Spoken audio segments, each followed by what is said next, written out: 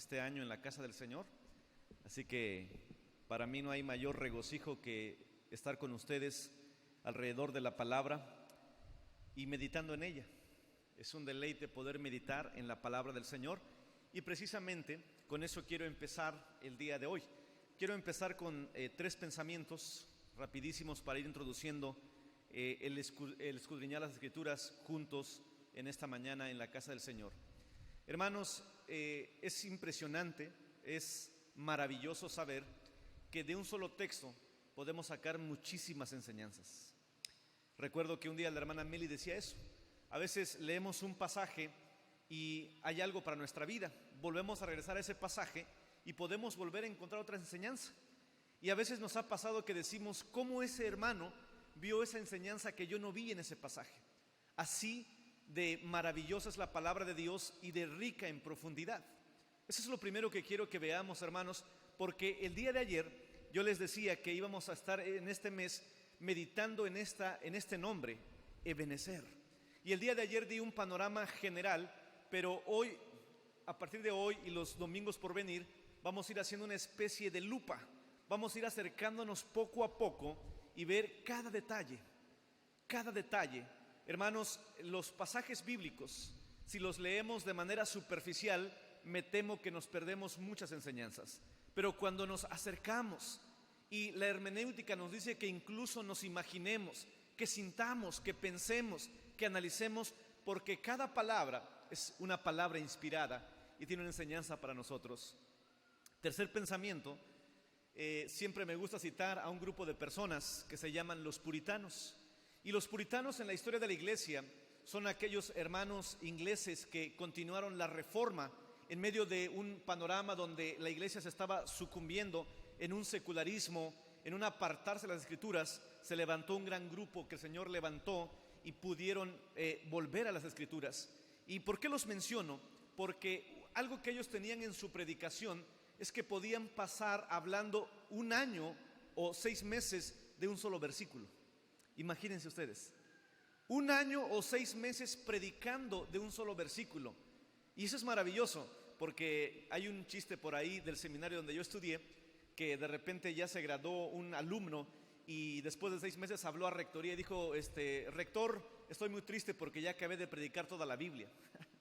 Y el rector se rió y dijo, nunca terminaremos de predicar toda la Biblia. Con un solo versículo pudiéramos pasar aprendiendo muchísimo. Entonces, en este mes, hermanos, justificando de cierta manera, estaremos hablando de este tema, Ebenezer. Y el día de hoy, hermanos, creo que es muy valioso entender dónde están parados. La historia, hermanos, nos está diciendo, y si usted puso atención, se va a dar cuenta que se estaba hablando de Mizpa. Y, hermanos, me gustaría que tomáramos nuestra Biblia y fuéramos allí al primer libro de Samuel. Vamos a buscar el primer libro de Samuel y estamos ubicados en el capítulo 7. Y quisiera que leyéramos el versículo 12, primero de Samuel, capítulo 7, versículo 12. Sin embargo, quiero que lo hagan poniendo atención en los 2 lugares que se mencionan, ¿ok? Vamos a leerlo. 1, 2, 3.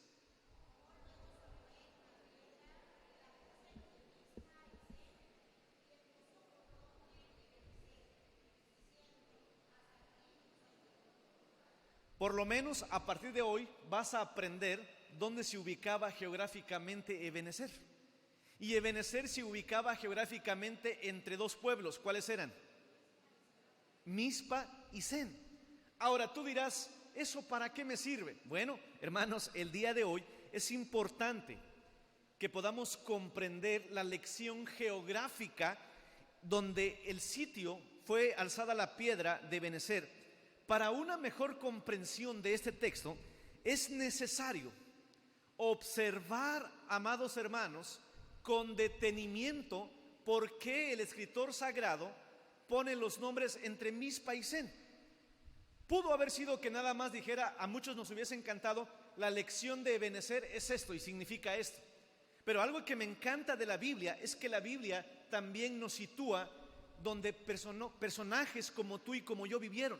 La historia no es un mito, la Biblia no es un mito, no es un cuento. Son historias que sucedieron en un tiempo real con personajes reales como tú y como yo.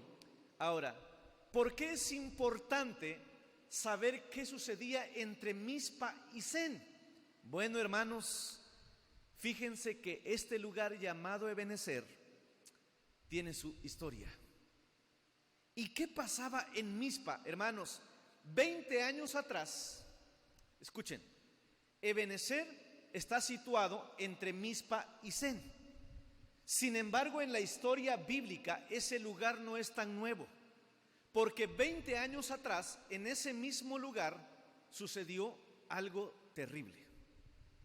Y eso nos lleva a retroceder un poquito.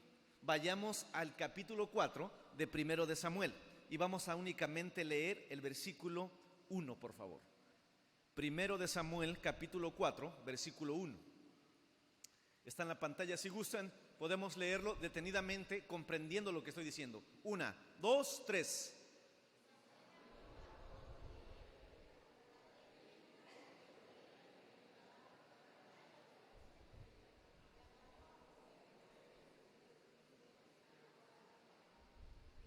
A ver, me encanta estudiar la Biblia.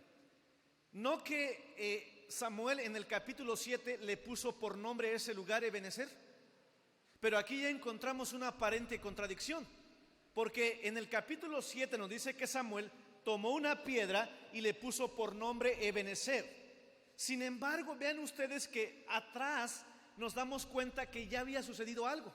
Vean ustedes, y Samuel habló a todo Israel en aquel tiempo en el que salieron Israel a encontrar en batalla contra los filisteos. ¿Y dónde acamparon?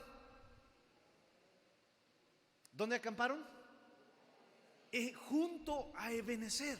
Entonces, entre Mizpa y Sen, esa montaña ya existía, pero también ya se le había llamado Ebenezer, y los filisteos acamparon en Afec.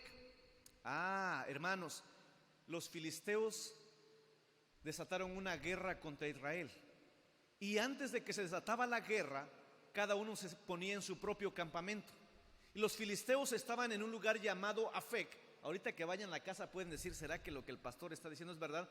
Métanse al Google, a su celular, y digan mapa de el tiempo de Samuel, y le va a aparecer ahí.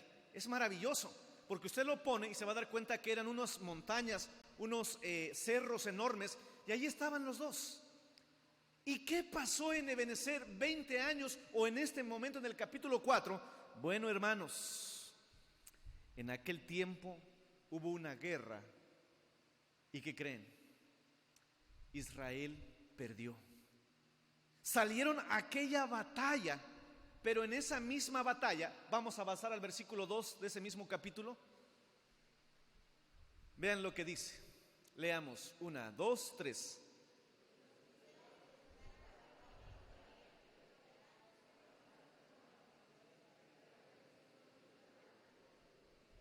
A ver. Despacio, tranquilos, fuerte, juntos. Vamos otra vez. 1, 2, 3.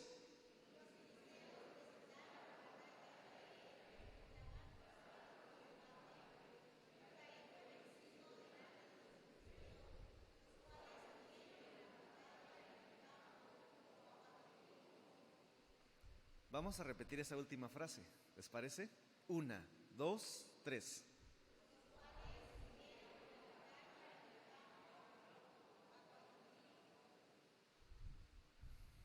A la Biblia hay que darle sentido, hermanos.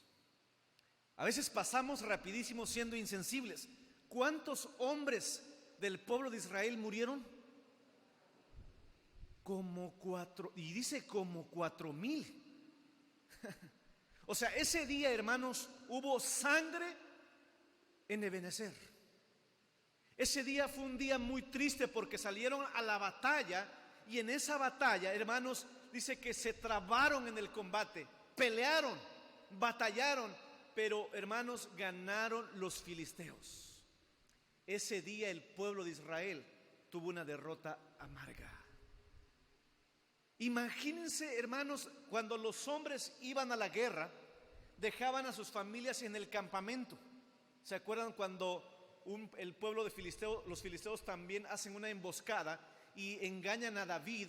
Y cuando David llega al campo de batalla no hay nadie y de pronto ven las columnas de humo y regresan. El campamento atacó a sus familias. Qué triste historia. 4,000 hombres cayeron en batalla. Vean, hermanos, lo que dice el versículo 3. Seguimos, mismo lugar. Lo leo yo. Cuando volvió el pueblo, lo que te acabo de decir, al campamento, los ancianos de Israel dijeron, escuchen esto: ¿por qué nos ha herido hoy Jehová delante de los filisteos? En los momentos de derrota, en los momentos de tribulación, en los momentos, hermanos, donde hemos perdido a compañeros de batalla, es inevitable no preguntarle a Dios. ¿Cuántos de nosotros en nuestra vida, cuando hemos atravesado una derrota, un fracaso, hemos perdido una batalla, le decimos a Dios, ¿por qué? Y vean la palabra que utiliza. Me gusta porque la Biblia, hermanos, la Biblia es clara, es transparente. Dice, ¿por qué nos has herido? Cuando se utiliza esta palabra, hermanos, no es una gripita cualquiera. Es cuando, dicen los estudiosos, es cuando el alma está siendo afectada. Es cuando sientes que literalmente te han roto el corazón. Y literalmente sentimos que el corazón se nos destroza. ¿Por qué nos has herido? Pero luego, hermanos, ellos en su tribulación buscan una solución. Y vean que dice, bueno, traigamos a nosotros de Silo el arca del pacto de Jehová, para que viviendo entre nosotros nos salve de la mano de nuestros enemigos. A ver, déjenme explicarles esto. Cuando un ejército acababa con los soldados, es como esa frase que dicen, hay que rematar al enemigo. No hay que dejar que se vuelvan a levantar. Vamos a ir a su campamento y vamos a acabar con ellos. Y los ancianos, que eran los líderes, dijeron, Silo, hermanos, es un lugar importante. Era el lugar donde estaba la presencia de Dios, porque no había campamento, ni había ya tabernáculo, ni había templo. El lugar donde Dios descendía su presencia era el lugar donde estaba el arca del pacto. Y el arca del pacto estaba en Silo, y ahí profetizaba Elí y sus dos hijos, Ofni y Fines. Así comienza el libro de Samuel, así que estudienlo. Tienen este mes para estudiar primero de Samuel. Y hermanos, dijeron ellos, hay que traer la presencia de Dios para que no vengan los filisteos y nos rematen. Hermanos, movieron el arca del pacto de Silo, donde Samuel vivió su tiempo con el sacerdote Elí. ¿Se acuerdan que lo entregaron ahí? Pero bueno, eso es otra historia, ¿va? Y hermanos, vean lo que pasó. Versículo 4. Y envió el pueblo a Silo, y trajeron de allá el arca del pacto de Jehová de los ejércitos, que moraba entre los querubines. Y los dos hijos de Elí, Ofne y Finés, estaban allí con el arca del pacto de Dios. Los únicos descendientes del sacerdocio eran estos dos personajes. Y el sacerdote, hermanos, era el que representaba al pueblo delante de Dios. Versículo 5. Qué maravilloso es comenzar leyendo la Biblia. Aconteció que cuando el arca del pacto de Jehová llegó al campamento, todo Israel gritó con gran júbilo, que la tierra tembló. Imagínense, aquí está la presencia de Dios y no nos van a poder derribar. Sin embargo, hermanos, aún el pueblo de los filisteos, cuando se enteraron que habían movido del lugar del templo de Silo el arca del pacto, también ellos se llenaron de miedo. Se llenaron de miedo. Sin embargo, hermanos, Dios, a pesar de que su presencia iba en el arca, pasó algo triste. Porque aunque los filisteos habían escuchado, y lo puedes leer en casa, dijeron, ¿Qué es ese gran bullicio? ¿Qué es ese gran ruido que está en el campamento del enemigo? Le dijeron, es que han traído el arca del pacto. Y dijeron ellos, hay que hacer algo, porque hemos escuchado que esa misma presencia abrió el mar rojo y derribó a los enemigos. Pero hay ocasiones, hermanos, en que aunque la presencia de Dios esté con nosotros, no va a evitar que el enemigo, las derrotas nos toquen. Porque ese día, a pesar de que estaba el arca del pacto, el pueblo también fue derrotado y se robaron el arca. Se robaron el arca. Hermanos, ellos dijeron, vean, avanzamos al versículo 10. Versículo 11 y 12. Versículo 11. Versículo 11, por favor. Vean, 1, 2, 3.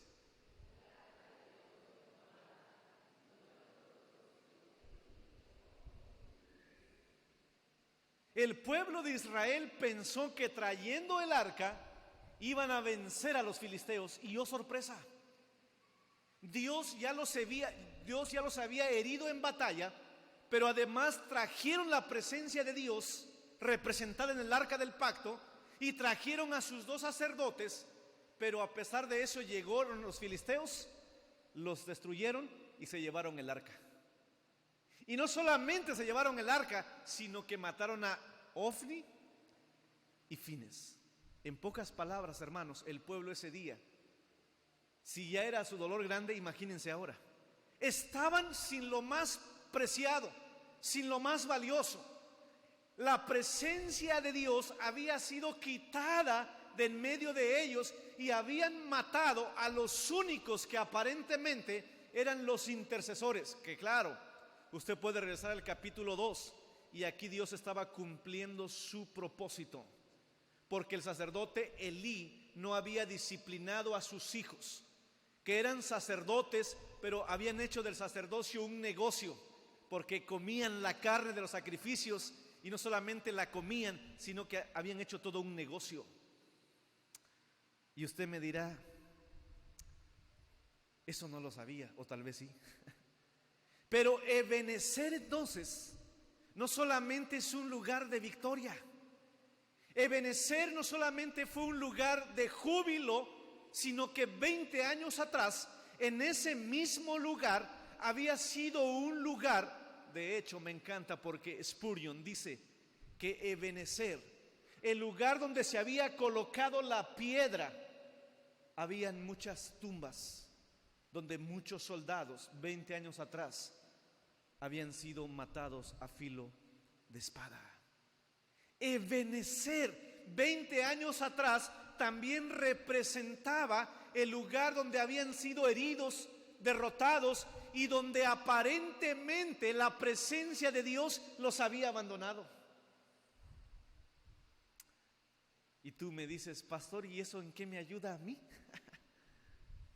El día de ayer aprendíamos que Ebenezer es lleno de júbilo. Pero hermanos, Ebenezer también es el lugar donde recordamos nuestras derrotas.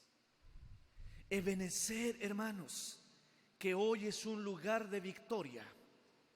Tienes que remontar tu memoria al pasado. Y hagamos este ejercicio. Dicen por ahí que de lo que más nos acordamos son de las heridas, ¿no? A veces nuestro cerebro tiene esa tendencia a acordarse más de lo que más nos marcó y nos hirió. De hecho, cuando yo trabajo en consejería, algo que trato de guiar a los aconsejados cuando están sumidos en la tristeza, incluso en la depresión, es enfócate en lo positivo. Porque nuestro ser tiende a enfocarse en lo que nos fue mal, siempre. Hermanos, Ebenezer, Dios nos enseña que para obtener la victoria, para llegar a la cima del éxito, tienes que pasar por momentos de derrota. Tienes que pasar por momentos de lamento y literalmente días donde sientes que Dios no está contigo. Los puritanos le llamaban a esto la noche oscura del alma. El hecho de que seamos cristianos e hijos de Dios no significa que van a haber momentos en que sintamos o que pareciera que Dios ya no está con nosotros. El mismo Señor Jesucristo dijo: Elí, Elí, lama sabactani. Padre, ¿por qué me has? Padre, ¿por qué me has desamparado? ¿Por qué a mí, Señor? Padre, si tú estás conmigo, ¿por qué permites esto? Padre, si hemos traído tu presencia, he orado, he ayunado, y tu respuesta fue llamar al ser que amaba. Tu respuesta fue que ese diagnóstico fuera positivo o maligno. ¿Por qué tuve que perder este trabajo? ¿Por qué tuve que perder aquello? Hermanos míos amados, la victoria que el pueblo obtuvo vino precedida de un lugar o de una noche triste, de derrota y de lamento. Porque si Dios solamente nos lleva de triunfo en triunfo, nuestro corazón comienza a hincharse. Nuestro corazón comienza a pensar y decir: ¿es que soy yo? ¿Por mí? ¿Y esto? Sí, oré, pero yo tengo tanta fe que por eso el Señor me contestó. Hermanos, antes del triunfo necesitamos entender que toda victoria, todo éxito, toda prosperidad es gracias a Dios. Es una obra de Dios. Hermanos, mientras servimos a Dios, gozaremos de triunfos, gozaremos de victorias, pero debemos recordar, y me encanta esto, debemos recordar que el éxito, dice un escritor, tiene un alto componente etílico que nos hace perder la cabeza. Buscamos siempre la cima, queremos estar siempre hasta arriba o buscamos siempre ser los mejores, pero Dios a veces nos tiene que bajar de nuestra nube para decir: fui yo quien te llevó hasta ahí. Y a veces, hermanos, vamos a perder, a veces vamos a fracasar, pero hoy vamos a aprender a resignificar todo lo que pasa en nuestra vida. Porque yo estoy seguro que en este año pasaron muchas cosas que tú dijiste: Señor, ¿por qué? Pero hoy podemos decir: ¿para qué? Hoy podemos decir y resignificar aquellos trabajos que perdimos, aquellos negocios que no se dieron, aquellas pérdidas que tuvimos. Hoy podemos decir: Señor, ahora estoy comprendiendo por qué permites tantas cosas. Hermanos, Satanás quiere darte los reinos del mundo. ¿Te acuerdas? Le dice a Jesucristo: todo esto te voy a dar si postrado me adorares. Y hermanos, el Señor Jesucristo hoy tiene las llaves de ese reino. El Señor Jesucristo ahora es el Rey de todos los reinos. Pero para llegar a ese reino, Satanás le dijo: yo te los voy a dar ahorita, y tu Padre quiere enviarte a la cruz. Y sabes, dice Pablo Hoff, la teología de la cruz Dios la aplicó en su Hijo. ¿Qué nos esperaríamos nosotros? A veces, hermanos, no a veces, estoy seguro que en este año hubieron momentos en tu vida de lamento. Yo creo que ninguno en esta hora se puede parar y decir: yo mi 2022 fue pura felicidad. Yo mi 2022, los 365 días, yo fui exitoso. Los hijos de Dios, hermanos, a veces tenemos que decir, como decía el salmista: mi alma está angustiada hasta el polvo. Pero él termina diciendo: pero exaltado sea mi Dios, porque no me dejó caer. Hermanos,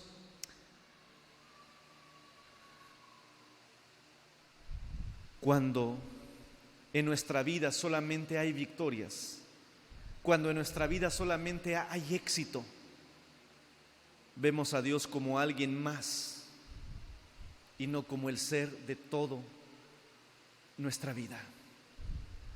Yo voy a ser sincero y vamos a ser sinceros. Cuando hay dinero, bueno, voy a decir como dice el mundo, cuando hay salud, dinero y amor, ¿es difícil buscar a Dios? No. Cuando todo está bien, hermanos, todos podemos ser grandes cristianos. Cuando la chequera, cuando las cuentas de banco están bien, hermanos, decimos firmes y adelante, huestes de la fe. Pero hermanos, cuando estamos pasando por situaciones difíciles, vean lo que voy a decir a continuación. Las oraciones más sinceras siempre salen desde la cama de un hospital. Los lugares donde más se busca a Dios de manera genuina y auténtica es cuando estamos en el medio de la tribulación, ¿o no?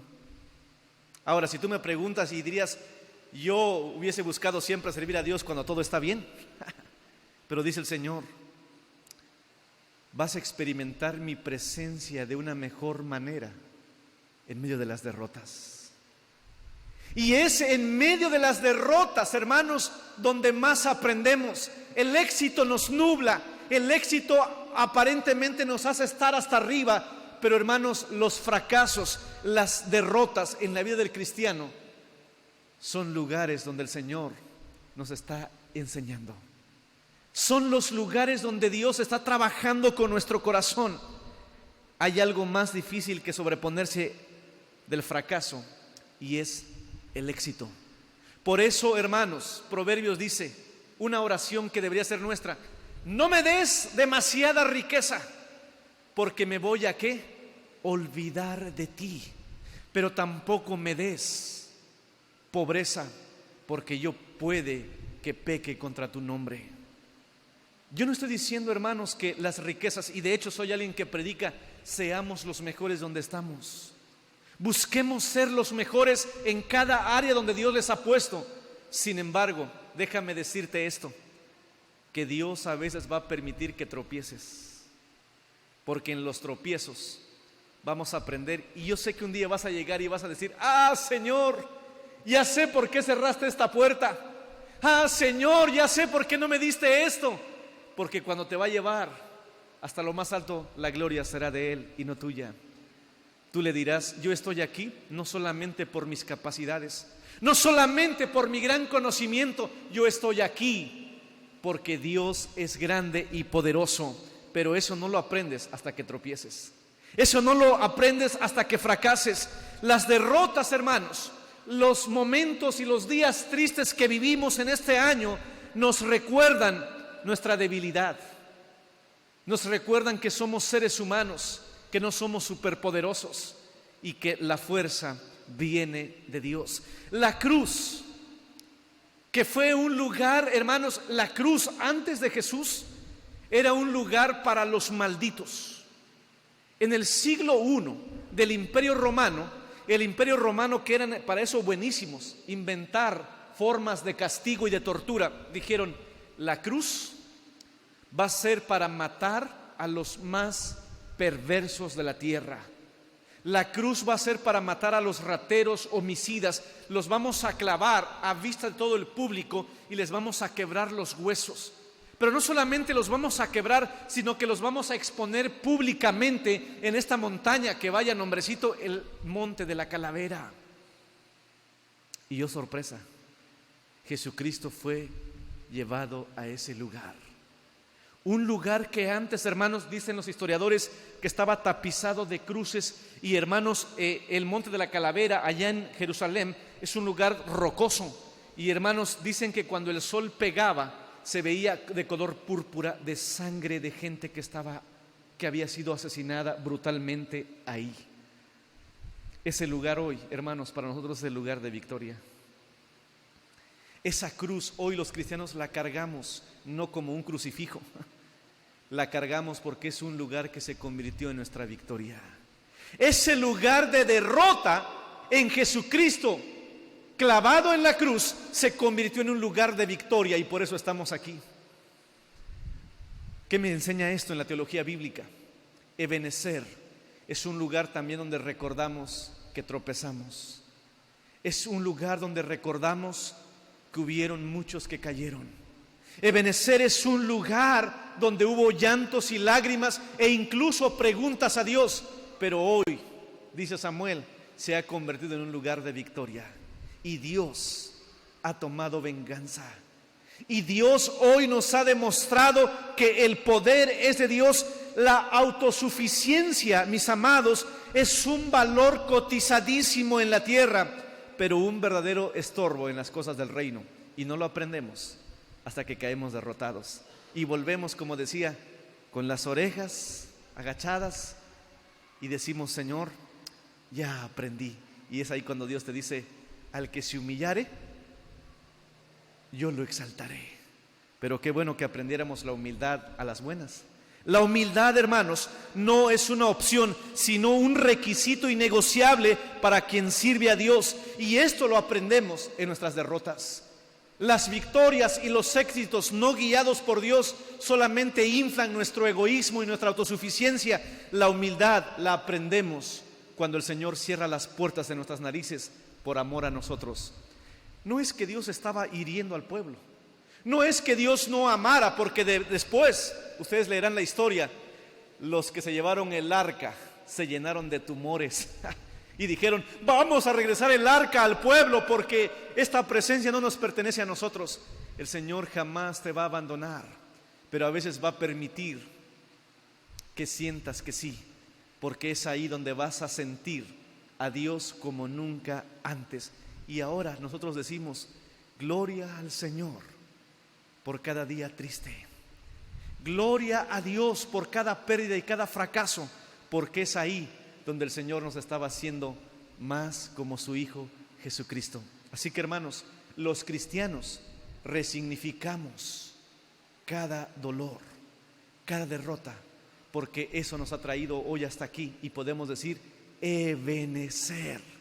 Pero también recordamos que ya no somos los mismos, que hemos crecido y crecimos a través de las victorias, pero también de las derrotas. Así que, hermanos, gocemos, glorifiquemos a Dios aún por los días difíciles, aún por los días complicados y aún por aquellos que el Señor permitió que ya no estén con nosotros, pero sabemos que el Señor sabe por qué y para qué. Ebenezer. Dios nos ayuda a resignificar nuestras derrotas. Amén.